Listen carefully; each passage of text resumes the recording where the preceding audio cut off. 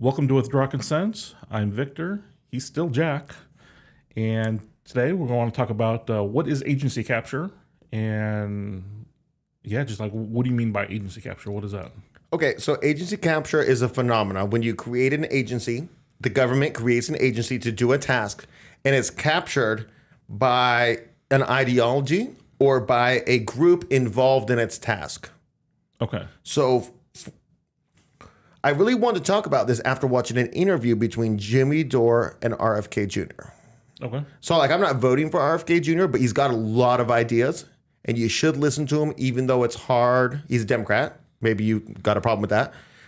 And his voice it's hard to, I don't know if you've heard him, but his voice, I don't know what happened, but it's real hard, but he's got the ideas though, not all the ideas. He would not get us to where we want to be. I guarantee you that, but he's got a lot of ideas that we can just take and steal, and he would love if we steal them, if we progress them. So I'm gonna link in the description, the Jimmy Dore show. It's about a 20-minute part of the interview, and the part about agency capture happens at about 13 minutes if you want to fast forward. The whole thing's interesting, I think. And basically in it, he gives some examples. And some examples he gives are the Ohio train wreck. And so the Department of Transportation has been completely captured by the railroad companies and the airlines. So they're not working interested at the people of Ohio. The DOT's not going after these companies because they're already completely captured. So by captured, like ex-employees or filled? No, not even necessarily. So in the next example, we're going to talk about Monsanto. And in this interview, he gives an example where they have the records. The Monsanto guy's in direct contact with the guy from I think it's the EPA on this one, And he's like, okay, haha, you owe me a bunch of money because I'm going to get this one to go away from you, this regulation. I can get it squashed, but you know what I mean? You owe me. RFK Jr. gives this example, and it's captured. Do you know what I mean? They're working for the people they're supposed to be regulating. Right. At which point they're just worthless. So some more examples he gives are the USDA and the Department of Agriculture is captured by Monsanto, Smithfield Foods, and Tyson. He also said Pilgrim, but I researched that and I'm not sure exactly what he means by that, but I know these other ones. And so they're supposed to be regulating what's coming out of these food companies, but they're in the pocket of the food companies. Wow. And so the EPA has been captured by the oil companies in the pesticide industry. And he's an environmental lawyer. So he's sued all of these agencies and these companies, you know what I'm saying? Trying to start regulating them, you know what I mean? But they're just captured. He gives this interesting example. It's funny because I remember this happening in recent history, and then I remember it going away, but I don't know why. But he tells the story like this. So Trump decided to make a vaccine safety commission. He put RFK Jr. on it, which is controversial because he's a Democrat. But we know he's one of those Democrats who really wants what's good for people, right? And then after that, Pfizer gave Trump $1 million for his inauguration party. So Trump then instead appointed Scott Gottlieb and Alex Azar, who were Pfizer lobbyists, to head HHS, which is Health and Human Safety. They killed the Vaccine Safety Commission. Then Scott Gottlieb went to serve on the board of Pfizer. Nice. Right? And that's the kind of incestuous agency capture we're dealing with here. And it's very important to understand because lots of times we're like, well, why aren't things just working? We got the EPA, we got the USDA. It's got that USDA stamp on my meat, right? It's right? safe, right? Well, and now you hear that FDA just approved synthetic meat. Oh, good. Things are going great. Chicken. It's funny because synthetic chicken is more repulsive to me than synthetic beef. Not that I want synthetic beef. Yeah. But chicken is like, do you know what I'm saying? Like you look at ground beef, we'll say. Okay. And you're like, it's ground beef. Something. You know what I mean? And then you look at chicken, it's like, that's the breast of the chicken. That's the physical breast. You know what I mean? Of course, you could talk about ribs or whatever. Anyways, but so this is a very important issue. And we can also talk about different things than this, like that RFK Jr. wasn't talking about, like we could talk about the FBI. Okay. Right? If you think the FBI is working on for the best interest of the American people, sorry. Right. False. You could say, oh, well, Waco, slaughtering them was a long time ago, this and that. But then we could go to the kidnapping of Gretchen Whitmer. Yep. We go to January 6th, where there was apparently over 1,000 total federal agents from all departments in the crowd. The crowd wasn't that large at the Capitol. At the Capitol, yeah. Right. And so, but mostly feds, And you could look at different things like the other day they said they have a whistleblower And the whistleblower has proof that Joe Biden took a $5 million bribe, but they can't release the name, which is on a non-confidential piece of paper, to Congress, because then the guy would be assassinated, meaning by Biden. Oh, okay. Which is funny because the FBI assassinates people, and they're like, "But no, Biden will get this one though." You know what I mean? Or the Clintons or whoever, you know. And like, it's just silly to think that they're working towards any type of justice. Look at the Department of Justice right now is worse than the FBI, I would say. Okay. Just because it's so blatantly like, no, we're not doing anything. You know, we're cool. Oh, we give a couple misdemeanors to Hunter Biden, the president's son. You know what I mean? Like, oh, that's what you're gonna do.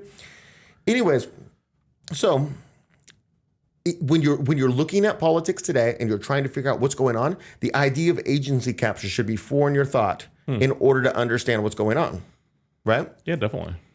Now let's move the conversation on, and let's talk about what would a future look without agency capture? How do you prevent it in the future?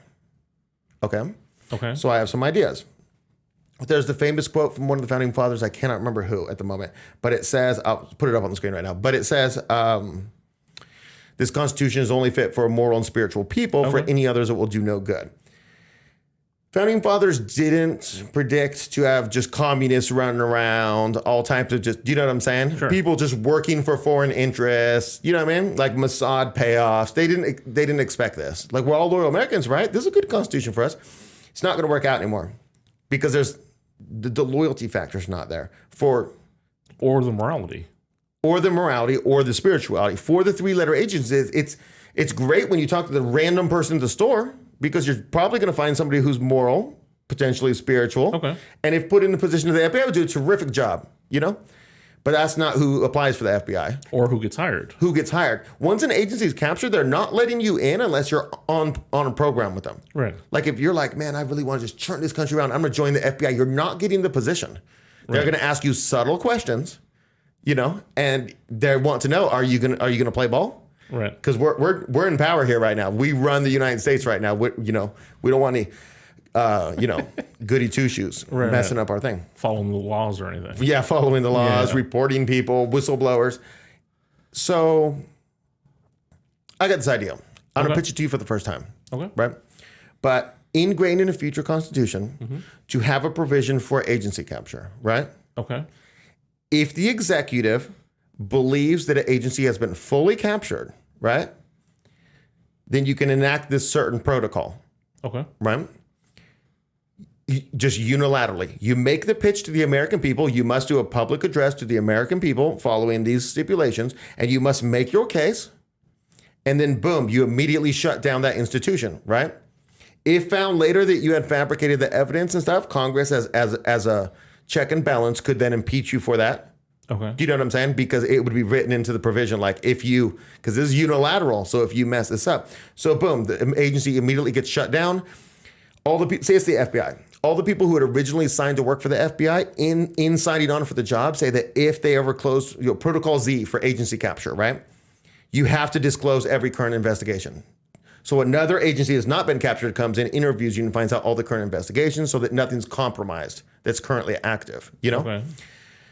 Boom. Everybody in there is blacklisted from ever working in federal, state governments again, right? Okay. You go in there, you swoop up all the files, you bring in the DOJ, you bring in some strict prosecutors because the DOJ doesn't want to appear captured at this point. So they want to rigorously prosecute so that they're not, you know what I'm saying? Okay. Because, I mean, the attorney general works at the will of the president, Okay. So anyways, and then basically you go and then just prosecute all these people from outside agencies, right? Okay. So like there was that story you told me about, what was it, the DIA? That the defense? Oh, yeah. Yeah, I think the Defense Intelligence Agency. Yeah. And then, do you want to tell that story? You tell it, sorry. I'm talking too much. Yeah, it was from a while ago. This was during the, what was that lady's name? The lawyer for Trump, the Powell. I forget her first name. Like the plan was coming together and all that kind of stuff. Right. But it was kind of around that time, like early 2000s. But they had the DIA had some person who was like a whistleblower for something. I don't remember. China. It was a Chinese defector. Okay. And they, according to the story, no idea if it's true, they weren't willing to give the defector to the FBI because They didn't even tell any other agency Yeah. the defector was there. because they believed everything was compromised. Yeah, because it, all these other agents are so compromised by Chinese infiltration. So then they kept asking the U.S., "Do you got him?" And the U.S. was like, "No, we ain't got him." And the Chinese spies were like, "You know what I mean?" But the DIA, but that's an agency that hasn't been captured, though. You know, so you could, in this instance, say if it was a DIA CIA thing where the CIA was captured and you were shutting it down, so it's also in the intelligence, and you could have DIA come in and do stuff that's not in their authority to do, which is continue investigation so nothing's compromised, right? So then, anyways, at the compromised institution, everybody's blacklisted forever for the rest of your life from working any federal, state jobs at all, you know? And then also, in the perfect world, you would also lose your citizenship, which means you would become just a civilian. You would lose voting rights and stuff like that. And then prosecute as many as you can, but also set up a situation where you can just appeal and say, "Hey, I want to be unblacklisted." You know? Okay. So say the qualifications for that is you cannot have had any knowledge of the things that cause your agency to be captured, right? Okay. So if you were just in the sex crimes division of the FBI and you were like, "I know shady stuff was going on, but I had no evidence. I could not have been a whistleblower because I had no evidence and I did great work. Look at my profile. I just want to help children." And you look at it, it's legit. You didn't have any secret knowledge of stuff that we're aware of. Boom, put them on a different agency. Help the kids. Do you know what I'm saying? Gotcha. So there's a path to redemption for everybody. Except the people in the know. Well, yeah, I mean, yeah. If the facts of the case, you know, then you can be immediately you know what I'm saying? Yeah. But there's got to be a way for the government to stop these agencies. And this is my proposition. What do you think of it? Well, I feel like it has potential. My issue with all this like checks and balances stuff is that, like, imagine you tried to implement this now. No. Everything's compromised. Yeah, no. This is to prevent it from becoming like this. This is one agency goes off the wall and there's Pinkertons bashing people in the heads with truncheons. You say, "What? We don't want our country to go down that route." This is way back when. This is not now. This is not a solution for now. This is a solution for a constitution in a coming system after we've overturned this system. You know? Okay. Because it's just too far gone. There's no agency to bring in to fulfill these roles. You know? Right. You need a good core so the good core can take up the slack where the bad ones have. You know? Yeah. Do you think the agencies have fallen? First one fell and then another fell, or do you think it was slowly over time they've all just kind of went corrupt at the same speed? You know what I'm saying? No, I'm guessing that they were captured at different rates. Okay. Because if you look at it, like say you look at the U.S. Marshals, right? Okay. Agency, we'll call them. You know, Yeah. they had one scandal.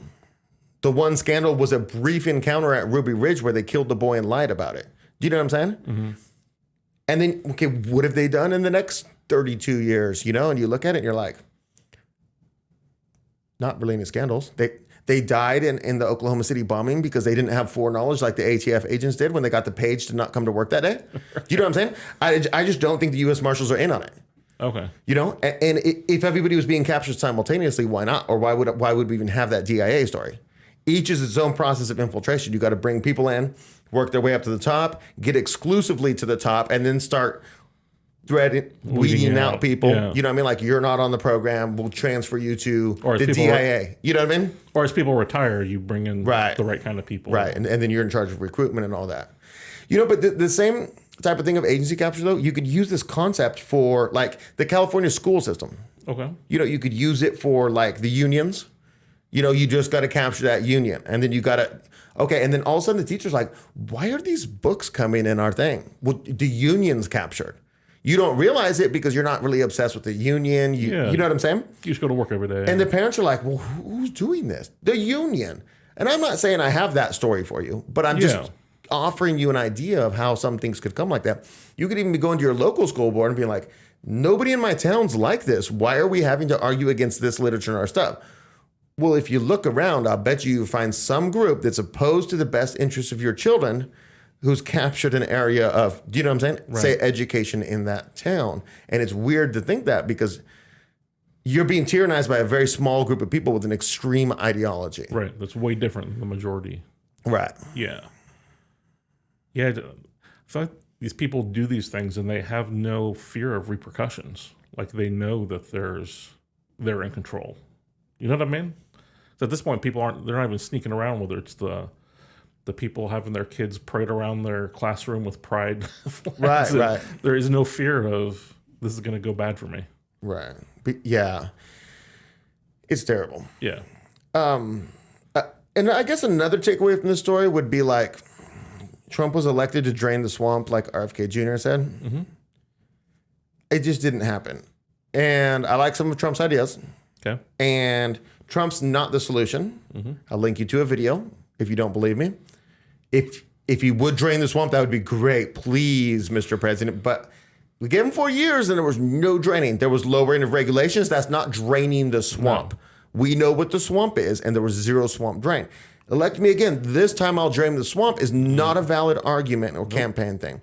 RFK Jr. says he will drain the swamp, and he knows how because as a lawyer suing these people for 30 years, this and that. But he's also going to take away your guns. Right. RFK Jr. is not the solution. There is no solution within the system. I'll link you to that video too. But I'm just saying, yeah, okay. Just get away from the idea that there's a solution within the system and the world's your oyster. You could start plotting with us on how we can institute Protocol Z in a future constitution to prevent agency capture. Have you ever contemplated anything like that in your life? Perhaps the reason why is because you believe there's a solution within the system. Right. Protocol Z would never happen in the system. The captured agencies would and lobbyists would prevent it from happening. Right. Do you think Pfizer would let that happen? You know, they got the FDA, or they got NIH, they got it all. Or is DOJ going to prosecute someone? No, they're not. Right. Yeah. So no solution within the system. That's what I got. Okay. Yeah, I'm completely with you.